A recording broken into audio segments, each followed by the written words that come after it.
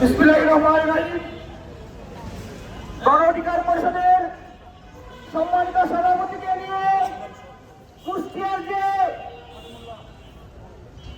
MP, যাকে আমার সুস্থ মানুষ বলে মনে হয় না, যার আচরণে মনে হয় সে মানসিকভাবে অসুস্থ এবং একটা মানসিক বিকৃত লোক, সে লোক গণ অধিকার পরিষদের সভাপতিকে নিয়ে সে কটাক্ষ করেছে। তার প্রতিবাদে আজকে গণ অধিকার পরিষদের কুষ্টিয়ার নেতৃবৃন্দ সেখানে প্রতিবাদ করেছিল।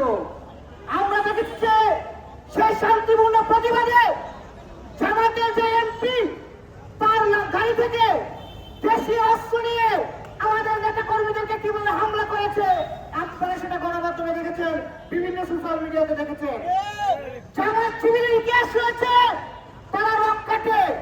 এই গণঅভ্যুত্থানের পরে আমাদের মনে হয়েছিল জামাত শিবির মনে হয় ভালো হয়ে গেছে, কিন্তু আজকে দেখলাম কুষ্টিয়াতে আমাদের নেতা কর্মীদেরকে পায়ের রক্তে যে জামাত শিবির প্রমাণ করলো তাদের অতীতের যে রক কাটার ইতিহাস সেটা আবার পুনরায় ফিরে এসেছে। আমরা স্পষ্ট বলতে চাই, এই জামাত শিবিরের রক কাটার ইতিহাস বন্ধ করতে হবে। আওয়ামী লীগ জামাতের রাজনীতি নিষিদ্ধ চেয়েছিল, আমরা জামাতের রাজনীতি নিষিদ্ধ চাই না, কিন্তু জামাত যদি তাদের এই রক্ষাদার ইতিহাস অব্যাহত রাখে তাহলে দেশের মানুষ কিন্তু তাদের রাজনীতি আবারও নিষিদ্ধ চাইবে।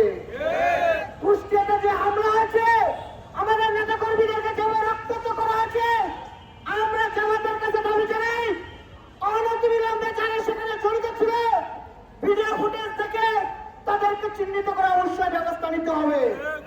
আরেকটি কথা না বললে নয়, এই জামাতের এমপি আমির হামজা তিনি একজন আলেম মানুষ, কিন্তু তার যে ধরনের বক্তব্য, সেসব বক্তব্য শুনলে মনে হয় তিনি কমেডি করেন।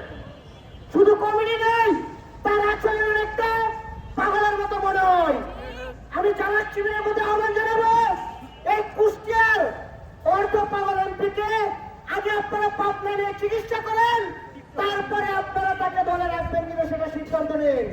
আমি আবারও ধন্যবাদ জানাই এই গণ অধিকার পরিষদের যে হামলা, সে হামলার প্রতিবাদে তাৎক্ষণিকভাবে যারা এই মশাল মিছিল আয়োজন করেছে তাদেরকে ধন্যবাদ জানিয়ে আমি আমার বক্তব্য শেষ করছি। আসসালামু আলাইকুম।